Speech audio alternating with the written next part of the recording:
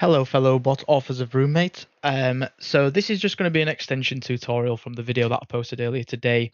This video is just going to be, it's just going to show you more features, usages such as advanced switches, and ability to load different Java classes. So which will just, hopefully it'll just show you how to load more features into a bot rather than just creating a ton of small, simple bots and just having to upload them. So essentially, you could just create a like an all-in-one, as I tried showing you in the previous one. But if the more complex and obviously the more advanced you go, especially if it's like a combat bot, I'm just going to throw an example. If you was to do corrupted gauntlet, you would more than likely need multiple Java classes, and you would need to learn how to load into those classes from one class essentially, which is going to be running the bot. So let's get started. I've already created the Java class, the XML, and the interface, which is going to be our config file.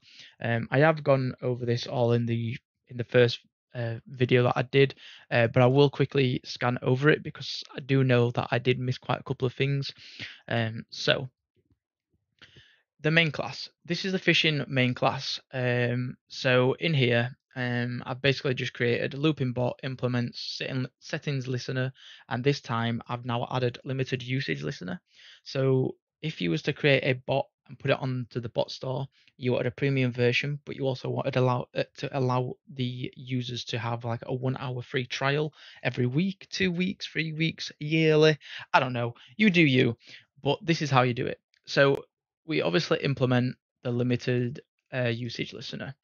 And then obviously this would generate all of these here. So going back into the config, we've created our config.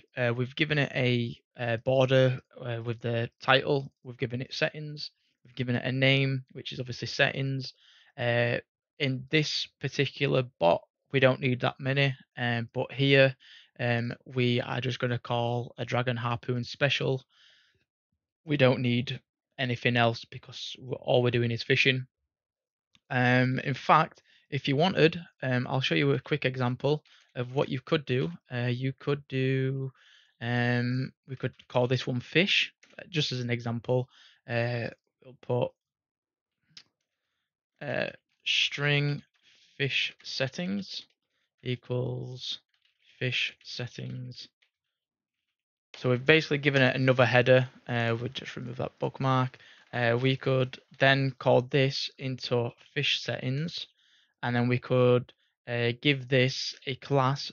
So like I did last time, we could create an enum, and we could load the enum here. So we could call it fish, and then give it a name and return the fish. And then you could give the user to select what kind of fish they would want through the enum. And in that enum, you would give like the object or NPC name, fish name, etc. But let's keep it simple for now. We might expand on this on a different video if I do feel like doing it. In fact, I'll leave a mark here. Expand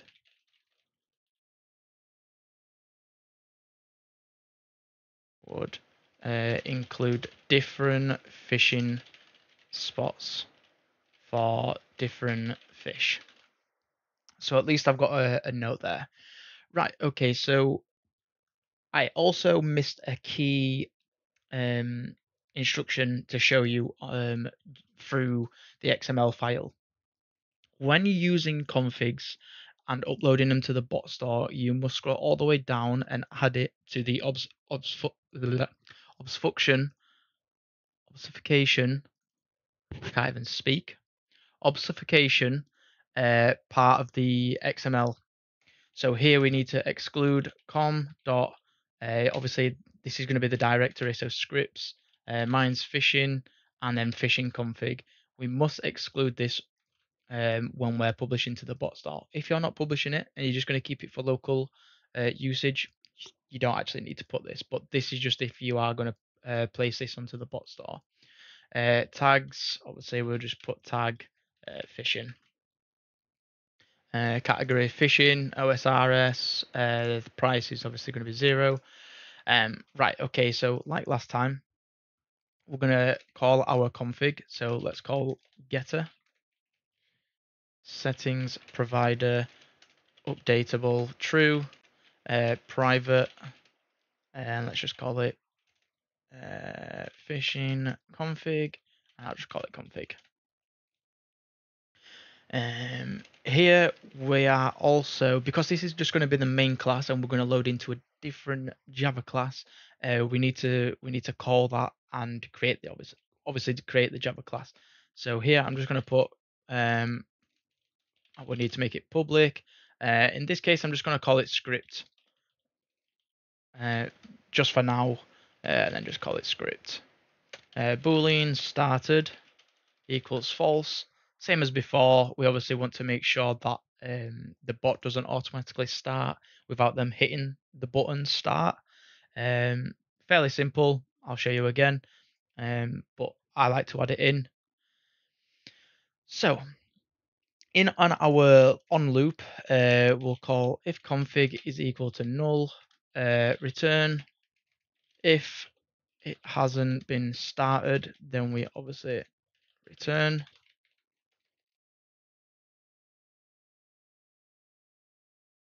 And then let's do script.execute.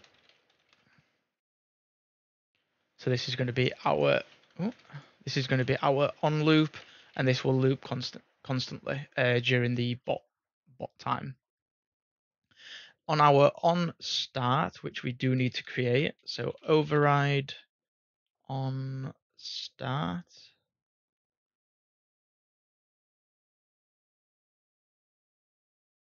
On start, past it. We will, because obviously we're using the limited usage listener, we need to add that in. So get metadata dot get hourly price dot double value is lower or equal to 0. New limited usage listener this,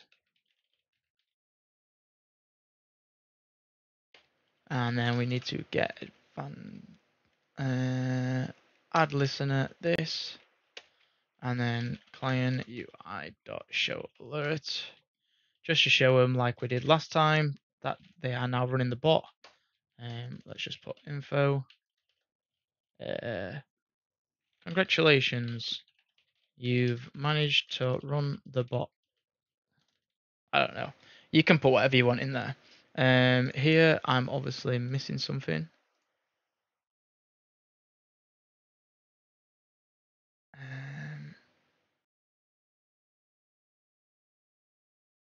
We don't need that.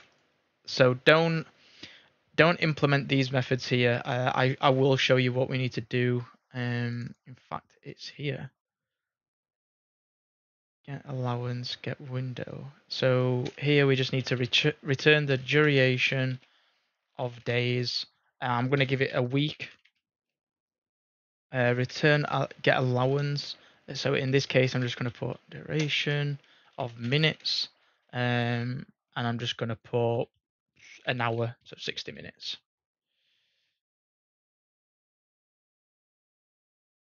I also need to add override. The on usage allowance, yeah, that's the one. And then override on usage updated.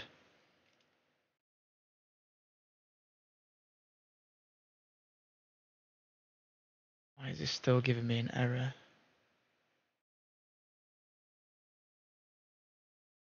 Cannot be, it's an abstract. Right, okay, we'll come back to it.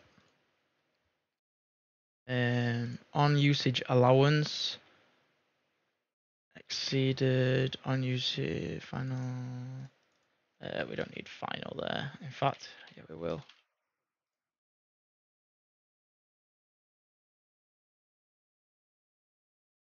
So here we can just put duration dot duration left equals duration dot of minutes, and then obviously we called it 60.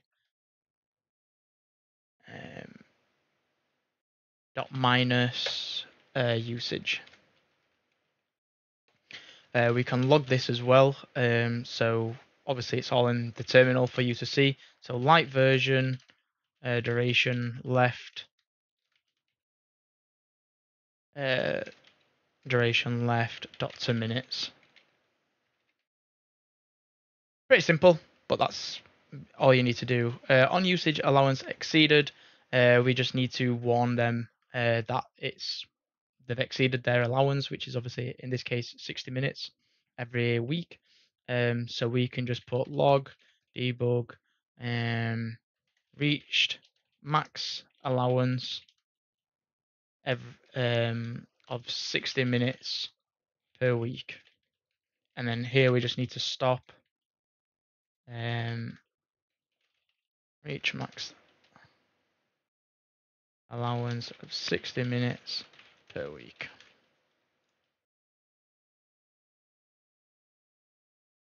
Right.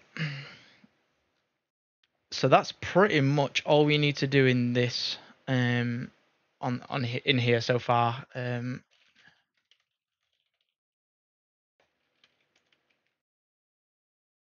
I will look at this. Limited get allowance, get window. Right, keep it how it is for now. So let's just go into our new class, and we obviously need to call it script. So that's what we called it. So now this should go away. Now we just need to create the method execute in this script file. Same again, I'm going to call log4j2 just for our login, and I'll just call it topic script. In this case, our main class is fishing. Let's call it script. Yeah, fishing script. State, we need to obviously have a state, and then that's pretty much it. Oh no, we need an enum state. Let's call it fish and drop. In fact, let's do bank as well. Why not? And then because we're now using a second class for this function, we will need to call this. So public script fishing script. This dot script equals script. In fact, also what we might need to do is, do we need to add the event dispatcher in here as well? Are we going to be using? We'll come to it. So here we would check to see if we need to add an event dispatcher. The reason why I say that is if you're adding like any implements, so up here, if you're adding on-tick listener or anything like that to see if you're getting attacked, because I know, for example, if you're in Drainer and you're getting attacked by an NPC, you would obviously want to check your HP if you're a low level, which would make you run away from the NPC. So just as an example, I would use override. So you would want this to handle it. So you'd add the event dispatcher, call the implements engine listener. Just as an example, override on tick listener, wherever it is, on tick start, should I say? And then here you could do if health.get Kirin is below like 30 or 5. So if you're below HP 5, do action essentially, and then here you would just put script dot get event dispatcher dot add listener this, and then this would now cause this to run. I hope that makes sense. If you've got any questions, like I said, I know I am kind of rushing through it all, but I just want to show you how to make a bot essentially. So here we just now need to make a void, which is the execute, which we called in our main. I've spelled it wrong, like a spanner. So now you can see that that's lit up blue. If we click on that, it now takes us here. So obviously it's getting called. So in here, we just need to check if our local player isn't null. So get local if player is equal to null, return. If state is equal to null, we'll just return that for now. And then here, I'm going to show you how to use a switch statement. So state, and then case, drop, and then we'll call drop, case, bank, and then case fish, fish. Pretty simple. You could also do default here, but obviously we don't need default because we're always going to be in a null state anyway until told otherwise. But that's how an advanced switch state works. Nice little feature you have with Java 17. But yeah, let's go ahead and create void fish, void bank, and then void drop. Okay, I am gonna overcomplicate this slightly, so you wouldn't need to essentially call a new state just to drop items. You could do this in fish, so you could check, just as an example, you could check if inventory.is full and inventory.contains this type of fish. So I'll just put fish type, and then if inventory, in fact, actually no, you would query the item. So final var fish equals inventory.new query.names fish type dot results dot sort by index dot first.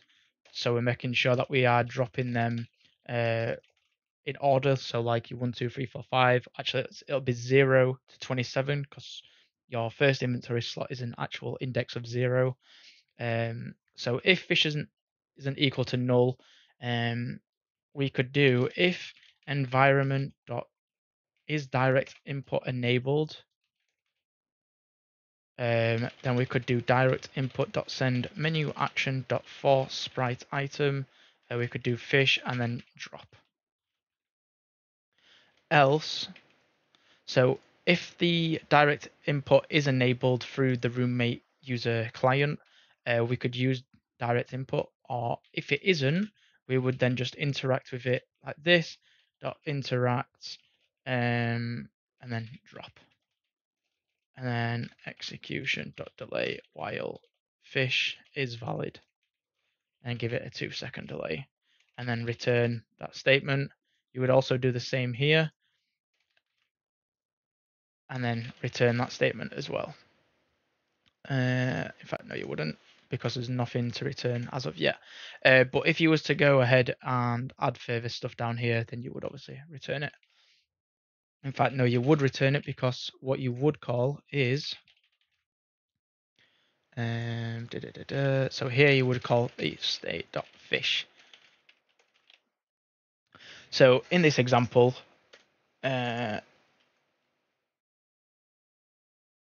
wait, what? Oh, I've put it in the state fish, that's why. I'm a numpty. So you would put that here into the drop. So we drop all of them. Once this condition is no longer met, because all of these are indexed into that one condition, once our inventory isn't full, and the inventory doesn't contain, in fact, let's call it like that. But we wouldn't even need that anyway, because the inventory will always contain the fish type, and we don't need to check if the inventory is full, because as soon as we drop the first one, the inventory is no longer going to be full. So that would just drop one fish, drop, and it's just going to be a complete cycle of just dropping one at a time. So we would just check if the fish type is contained within our inventory, sort by index, drop. Once we have no more, we would then call the state fish, which then, no, we don't need to return that. So once in our fish state, let's just call final var player equals players.getLocal. If player is equal to null, then just return. And then in this case, we'll do the barbarian rod. So let's do, if the inventory doesn't contain barbarian rod,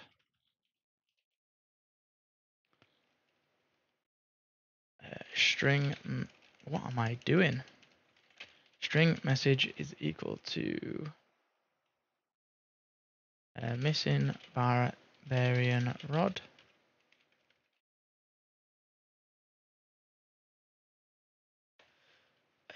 Default UI.set status.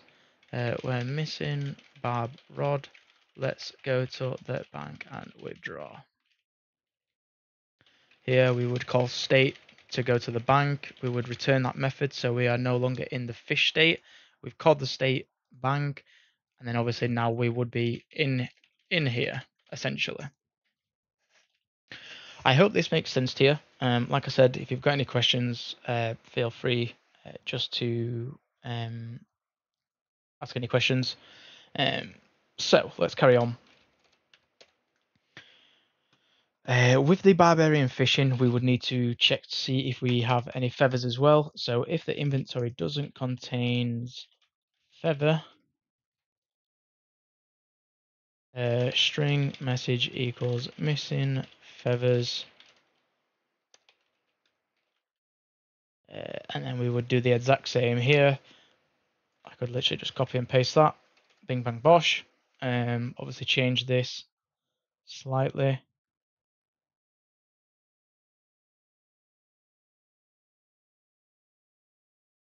I don't know why I've done it like that. We would just call message.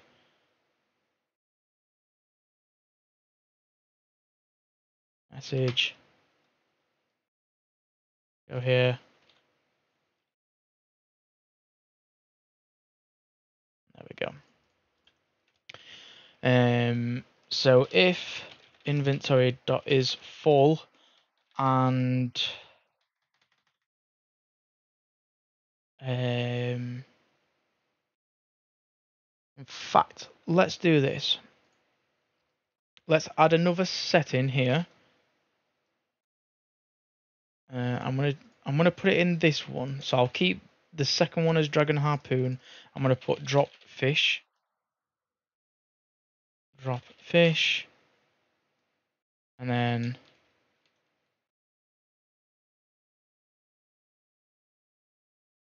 so basically here what we're going to do is we're going to give the user a option to drop the fish. It's going to be a toggle button in the user interface on Runemate. This is exactly what this is going to be. Same as this one, in fact.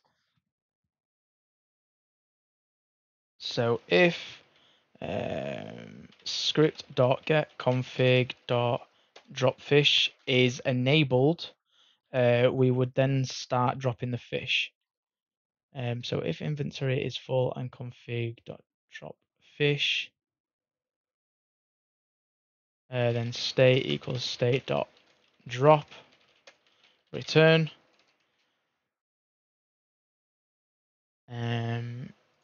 Right, so now, once we've done all of that, we've got through all of the, well, really now we just need to start interacting in the game.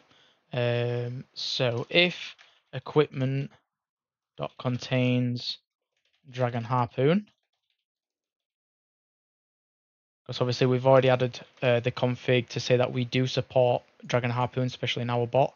So now let's actually implement it. So and script.get config.dragon harpoon has been enabled on the user client. If special attack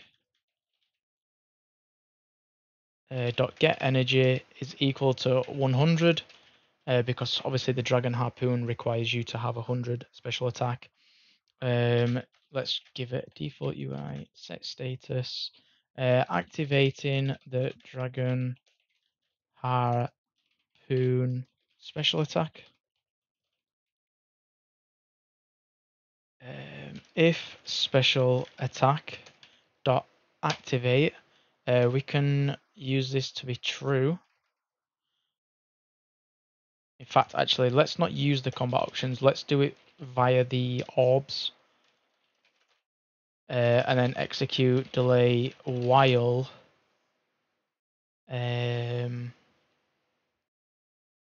the special attack in fact, no, let's do it. Let's do delay until special attack dot get energy is equal to 0. And let's call a 2-second delay and return that.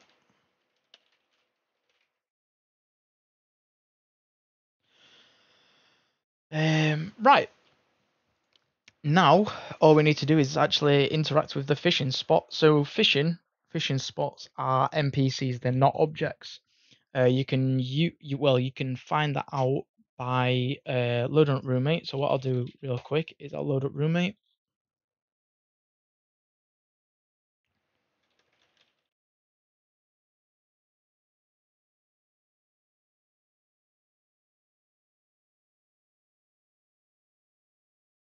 In here, we will find, I don't know if I've already passed it.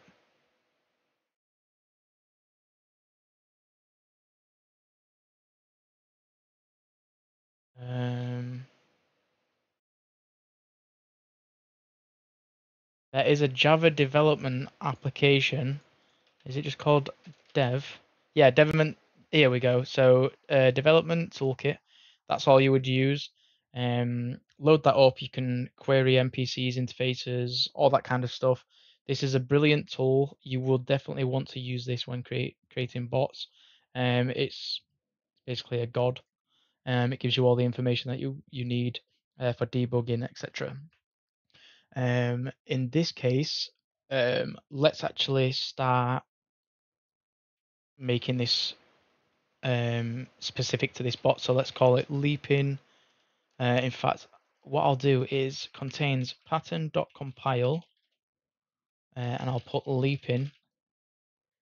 So basically what I've done here is I've added a pattern compile leaping, which is the regex, rather than adding regex dot get pattern contains string, all that kind of bullshit. Basically pattern.compile basically does the exact same thing, much shorter, easier to use, why not? So this will query any item name with the name leaping in it, and we will drop that. In fact, what we could also do is we could do final var leaping equals pattern dot. No, we wouldn't do that. We'd do inventory dot new query dot names pattern dot compile leaping dot results dot sort by index dot first.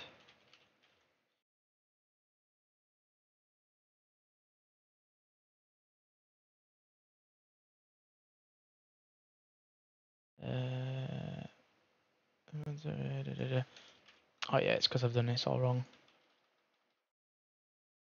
Let's just keep it how I did it first. Keep it simple.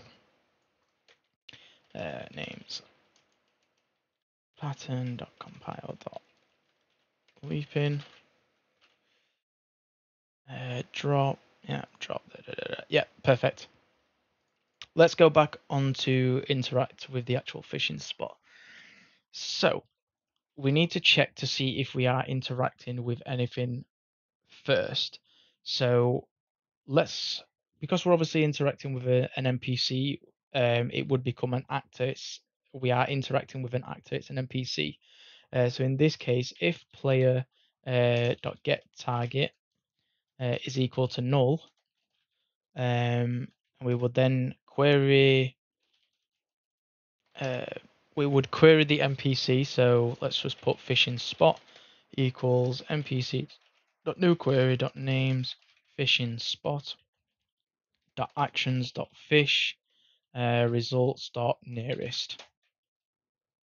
We would then need to obviously import the NPC. This here, there is quite a couple of options which we could use. So results.nearest, nearest tour, and then you could put your player, which basically .nearest does anyway. So we'll just keep it as that. So we need to check see if the fishing spot isn't equal to null.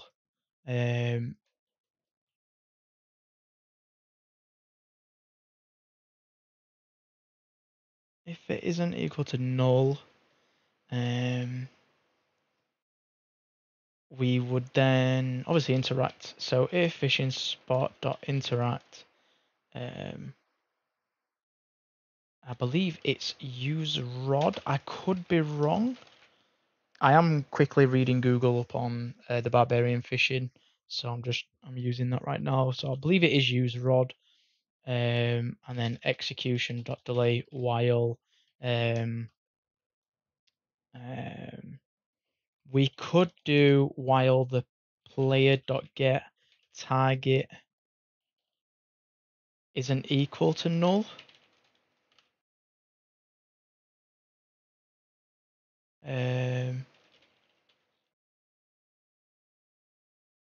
Yeah, I don't know what I'm doing here. Isn't equal to null with a 2-second. In fact, we will, yeah, give it a 2-second delay because we do query whether our target is equal to null or not anyway. And then we just, in fact, we don't even need to return it because it's a loop anyway. That's the end of the loop, and it'll just return to the top regardless. So let's do our bank method. So in here, we need to, if we are going to be banking the fish, we need to make sure that we don't bank the Barbarian fishing rod or the feather. So what I would do is we will do if bank is open. So once the bank is open, we need to then check see what our inventory contains, because if it contains anything other than the Barbarian rod and the feathers, we need to deposit it basically. So if inventory dot contains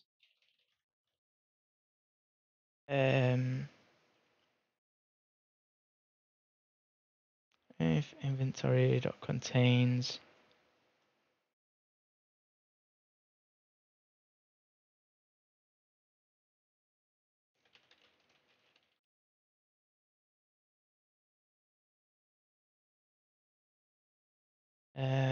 if inventory dot contains any except Barbarian rod feather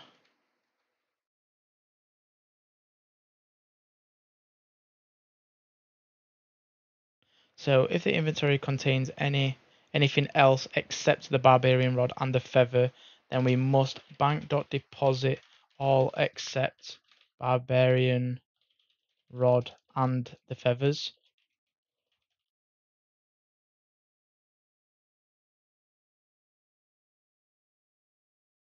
Execution.delay while inventory.contains any except, and obviously Barbarian rod and the feathers.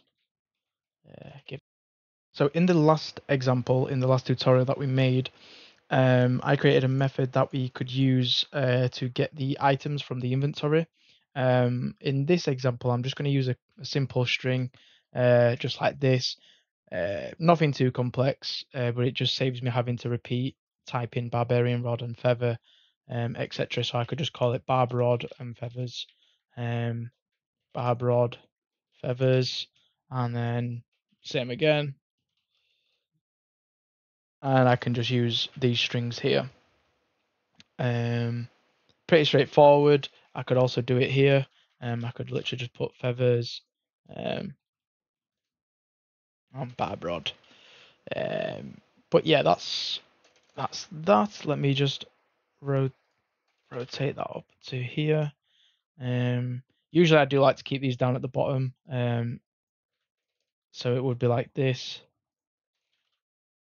So it's out of the way. So as soon as you come to this class, you can see instantly the first part of the script, rather than seeing all these booleans and strings and whatnot. You don't want to see that straight away. So yeah, right, let's get back into it. So where was I? Back into the banking state.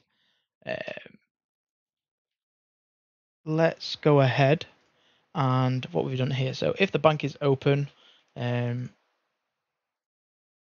if inventory contains any except of the Barbarian and the feathers, we deposit all of them, apart from obviously the Barbarian rod and the feathers. We delay that until this equals true, so we don't contain anything else. In fact, no, we do that up until it returns false. So then this is never executed again, and then. In fact, because we checked here,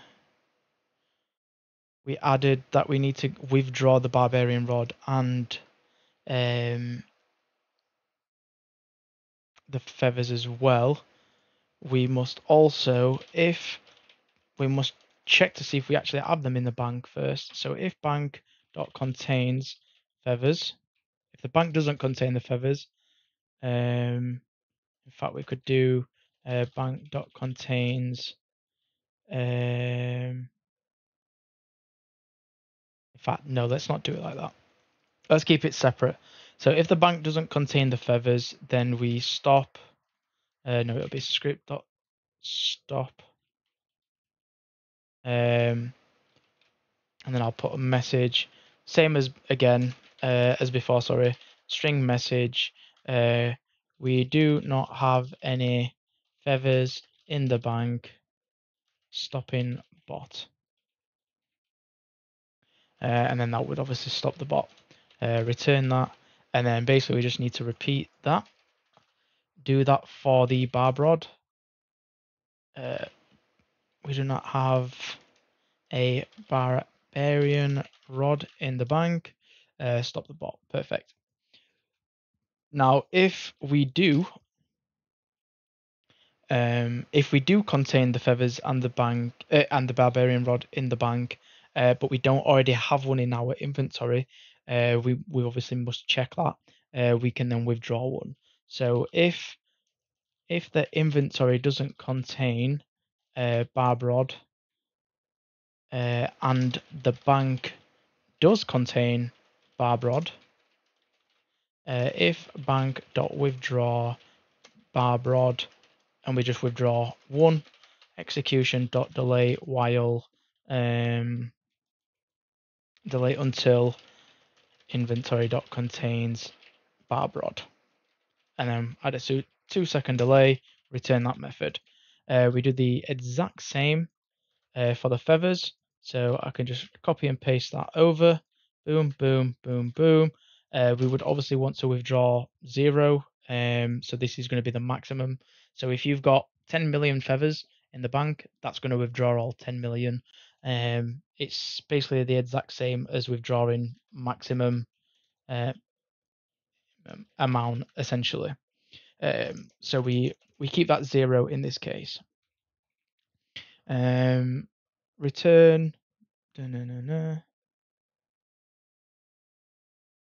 Actually, yeah. So here, because what we've done now is, if we was to let this script run, as soon as it passes these, we've checked to see if we have them in the bank. We've got them in the bank, so the bot doesn't stop. So now we start to withdraw these here. Once we start withdrawing them, and it returns back up to here, because obviously it's a cycle, it's a loop. It will always return back up here before, or you should in good practice, check to see if we have everything in before we bank.close. Before we do that, we obviously want to make sure our inventory is all correct. So in this case, the point I was trying to get to, should I say, is if we do that, keep it how it is, once we withdraw this and we only have the one in the bank, the bot's going to stop regardless. So here we need to check to see if we have it in our inventory, and inventory dot contains feathers and inventory contains barb rod. So now we've checked to see if the bank doesn't contain one and the inventory. So if the inventory also doesn't contain one as well as the bank, now it can stop. Let's just reformat that.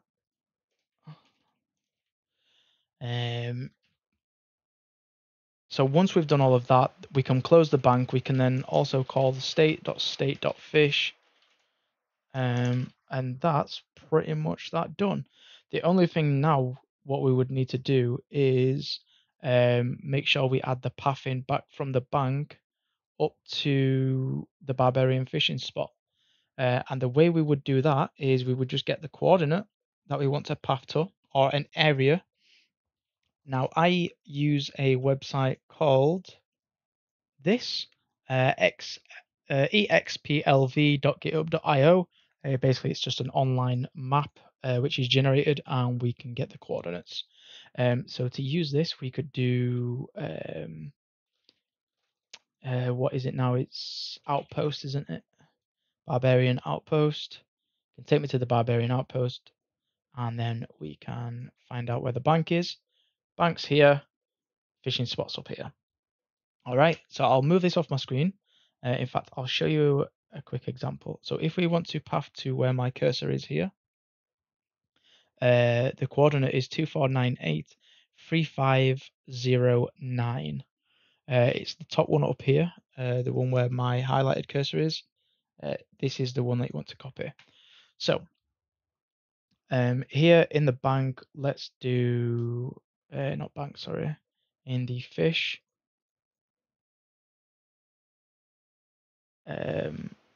We would coordinate fishing spot equals coordinate. Actually, we need to put new coordinate and then 2 4. Wait, what?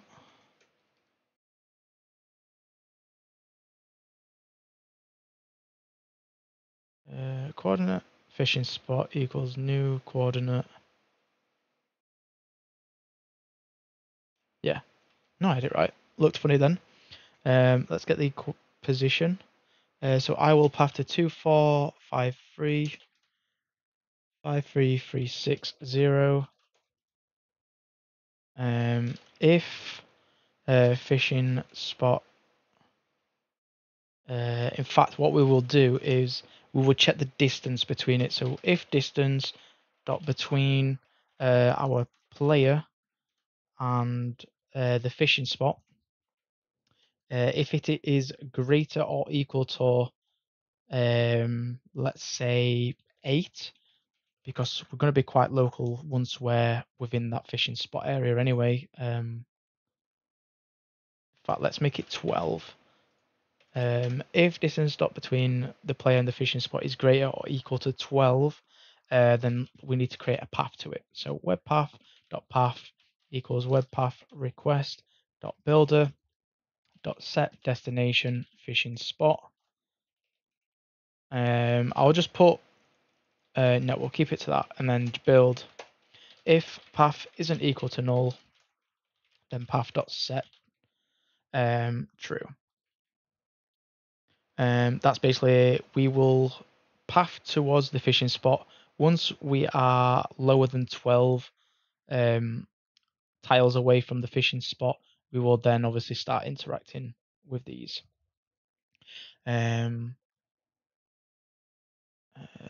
Yeah, and then we obviously need to do the same with the bank as well.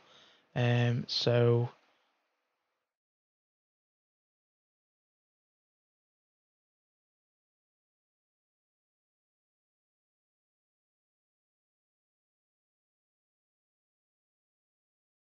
call that return. If bank.is open, we need to make sure that if the bank isn't open, webpath.path equals webpath request dot builder dot set destination, and then we obviously need to do the same. So bank coordinate equals new coordinate, and let's just path towards the bank. So let me just get the coordinates real quick.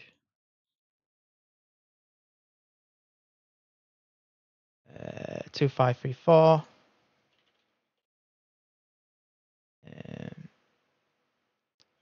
35730,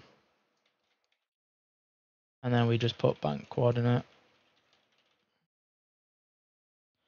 If distance dot between player and bank coordinate is greater than 10, then path dot step true.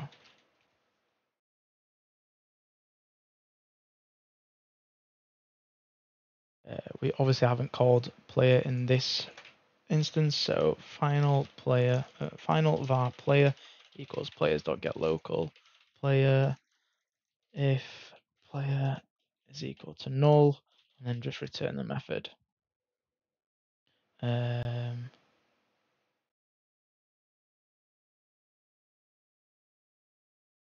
And path isn't equal to null. Yeah, that's pretty much all you would need to do to create a Barbarian phishing bot. So obviously in this example, we've loaded into a different Java class from our main class. Oh yeah, I forgot about this.